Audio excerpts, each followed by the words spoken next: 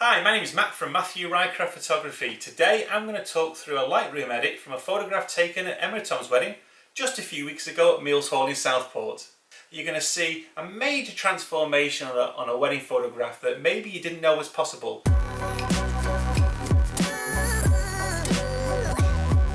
Now what makes this image so special is what you're going to see is a very dark image turned into something absolutely beautiful. Now I wanted the picture to remain incredibly natural, so I didn't really direct the bride and groom an awful lot. I just asked them to keep in the pool of light, knowing exactly what I was going to do to the picture later on in the editing suite. Now the picture was taken quite impromptu-like as the bride and groom was walking back after our sunset session. I'd requested the bride and groom come and follow me for a few sunset photographs. Now this is really important for a wedding photographer to understand their wedding venue. Now I've worked in the area for 12 to 15 years and I know Mills Hall at the back of my hand, so I know exactly where the sun's going to set. But in this case, we'd finished the session, we were walking back to the venue and had seen this beautiful pool of light on the floor. You're going to see a major transformation on a wedding photograph that maybe you didn't know was possible. Thanks for joining me. Please leave your comments. I'd love to hear your thoughts on the video, and keep an eye out, subscribe, and you'll see plenty more. So we now move the image over to Lightroom where I press the sunset preset. This is something that I've made to increase the exposure on darker images and it also increases the color temperature. Now radial filters play an absolute crucial part to isolating the light on this image.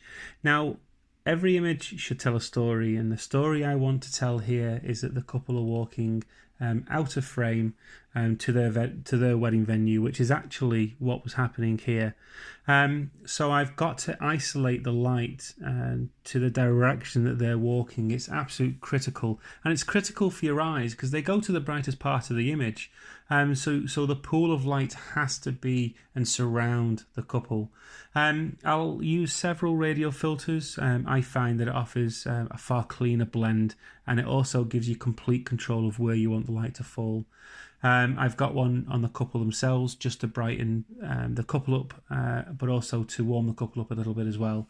I'll use a little bit of clarity in this image. I found that in high contrast images it gives the image a bit of a pop, though I'm not a massive fan of it. It works here.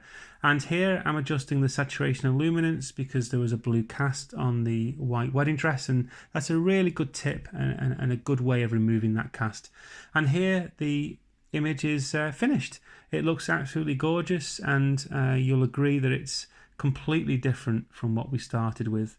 I'll move the image over to Photoshop, and what we're going to do there is just reduce the highlights on the grass behind the couple, and just to help make the couple pop out a little bit more.